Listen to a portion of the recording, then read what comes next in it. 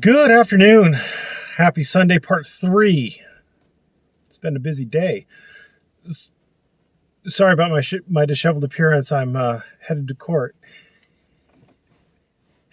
Uh, so, yes, I am aware. Thank you all for telling me. I am aware that Chillie has stated that he is, what did he say? Withdrawing his complaint. He's withdrawing his lawsuit.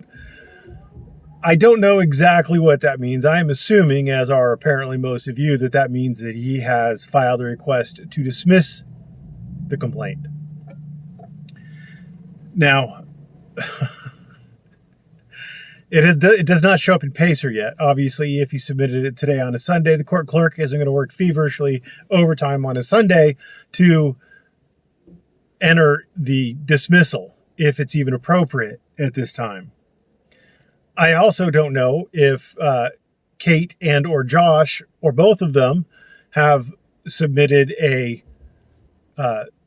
answer at this point. Just because you don't see it on Pacer doesn't mean it's not there. There's a lot of questions. So everybody just needs to just rein it in a little bit. Hold on. Wait for the situation to develop. Nothing moves fast in the law.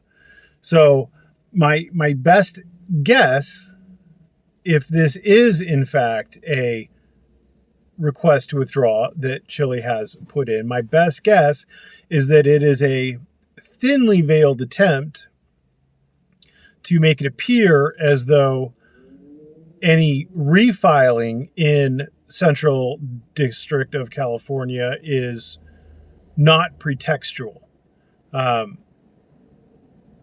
Remember that there is a possibility, a real possibility, that he might be on the hook for bad faith attorney's fees for dismissing in Massachusetts and refiling in California. He stated that was his intention to dismiss in Massachusetts and refile in California. We've already seen he filed a motion to have venue transferred to California. So when I say thinly veiled, I mean thinly veiled. I wouldn't trust Chillie as far as I could throw him. Now, in his video, he said that he had already sent in the request to withdraw. I think that means to dismiss. And that there were going to be stipulations. And apparently stipulations by people who weren't even parties to the lawsuit, which boggles me how or why that would be a thing. Apparently, in Chillie's world, that's a thing. I mean, he does stuff that he thinks sounds good to him at the time, not knowing why people don't do that. And no one around him is smart enough or courageous enough to tell him that he can't do that. Or at least it doesn't work that way. So obviously, so the normal process is you get an agreement. It's called a settlement agreement. Normally you get that, and it lays out the agreement between the parties, and then you dismiss it, usually with prejudice, saying, okay, we now have our agreement. If someone violates the agreement, we can sue on the agreement. We don't have to sue on the underlying issue. So normally that's the way it works. With prejudice means that it's a bar to having that claim brought again in the future. That's what with prejudice means. So that's normally the way it works. You have your agreement and then you dismiss the case. Chillie's doing this bass backwards. He's dismissing the case without prejudice and then trying to negotiate an agreement. And then if that doesn't work because his demands are ludicrous, it's the same demands, just minus the dollar signs that he knows he can't get now. So he's still trying to stifle people's freedom of speech. He's still saying stupid things like, there's no proof I battered a woman. Oh yeah, I pushed Kate. Well, dummy, that's battering, you stupid dunce cap. Anyway, so his demands are stupid. They involve non-parties. And so I fully expect that if, and that's big if, and listen to the words that are coming out of my mouth, if he has in fact requested dismissal of his lawsuit, and if in fact it is granted, I strongly suspect that he will refile again in the Southern District, or excuse me, in the Central District of California. And I suspect that it won't be too long, because just a guess that now that he's shown weakness, that people aren't going to be likely to cave. This, in my estimation, for all the stupidity that's gone on, this has been a giant pissing match. Chillie needed to deter people from talking about him.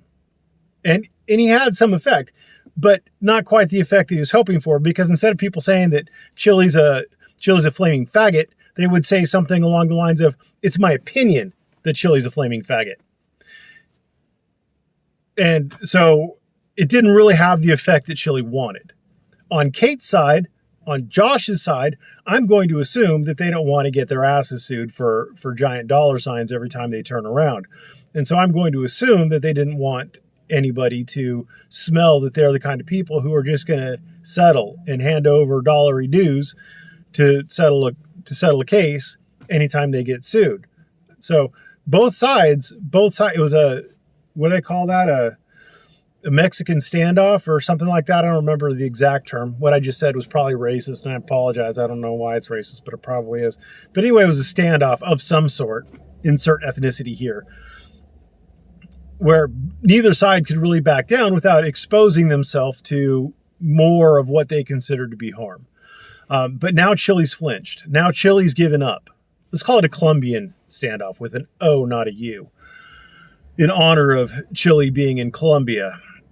So now that he's flinched, I don't expect him to get much of his way. He's shown he's completely inept. This is going to be another Kate always wins. If he has filed a request for dismissal, Kate's won. If Kate and her attorney have snuck in an answer before, like on yesterday or on Friday after the clerk went home, there's a possibility that Chillie can't file a request for dismissal. Because remember, their answer was due on the 7th. They had till November 7th to answer, which is Monday. So I would guess that Wish isn't going to push it to the very last minute. I'm going to guess that he probably filed on Friday, maybe Saturday.